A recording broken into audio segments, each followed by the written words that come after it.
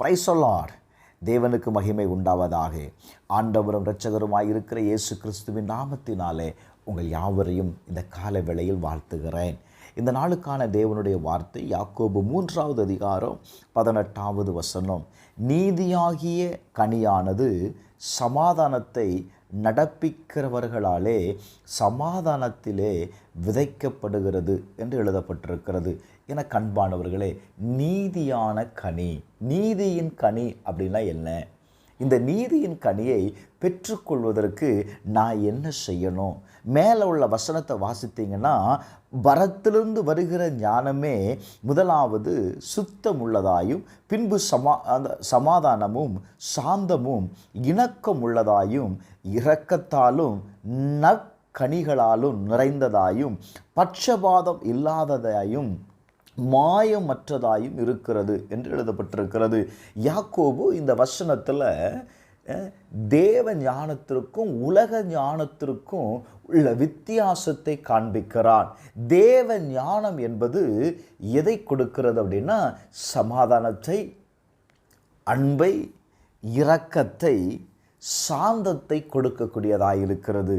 ஆனால் உலக ஞானம் பாருங்க, இது என்ன செய்யாது? சமாதானத்தை கெடுத்து விடும், மற்றவர்கள் மேலே பொறாமை கொள்ள வைக்கும், ஒரு பேராசையை உண்டு பண்ணிடும். நல்ல கவனிங்களேன். அப்போ இந்த காரியங்கள் நடக்கும்போது குடும்பத்தில் என்ன உண்டாகாது அப்படின்னா, சமாதானம் உண்டாகாது. எங்க இந்த வார்த்தை ரொம்ப அழகாக சொல்லுது. நீங்கள் சமாதானத்தை உங்கள் குடும்பத்தில் நீங்கள் என்ன செய்யணும் தெரியுமா? விதைக்கணும். சமாதானத்தை என்ன செய்யணும்? விதைக்கணும்னு எழுதப்பட்டிருக்கு. இந்த இன்னொரு மொழிபெயர்ப்பில் பார்த்து, அமைதி ஏற்படுத்துவோர் விதைத்த அமைதி என்னும் விதையிலிருந்து நீதி என்னும் கனி விளைகிறது. அப்போ உங்கள் குடும்பத்தில் நீங்கள் என்ன செய்யணும் தெரியுமா? அமைதியை ஏற்படுத்தணும்.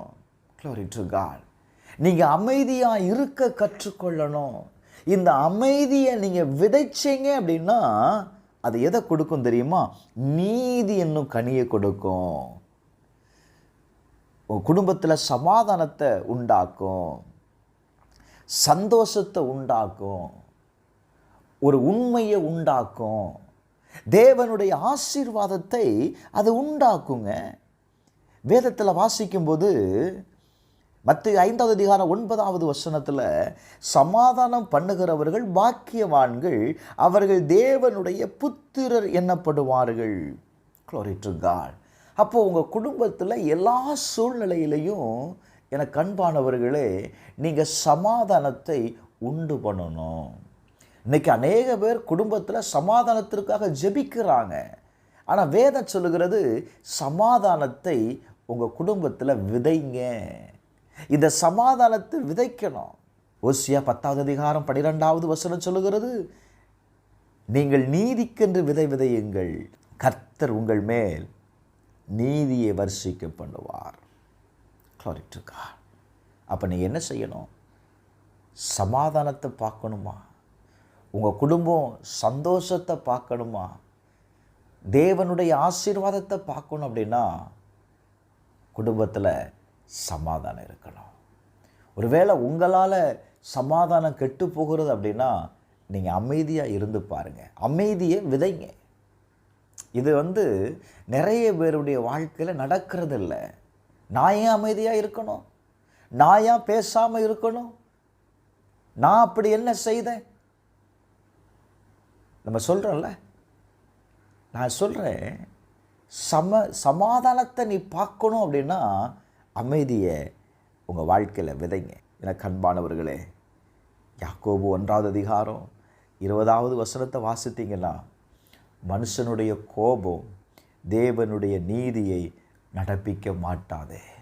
ஒரு பக்கம் நம்ம ஜெபிக்கிறவர்களாக இருக்கிறோம், இன்னொரு பக்கம் நான் கோபப்படுகிற நபராக இருப்போம் அப்படின்னா நம்முடைய ஜெபம் விருதாவாய் போய்விடுங்க. நம்ம கோபம் தேவனுடைய நீதியை நடப்பிக்காது.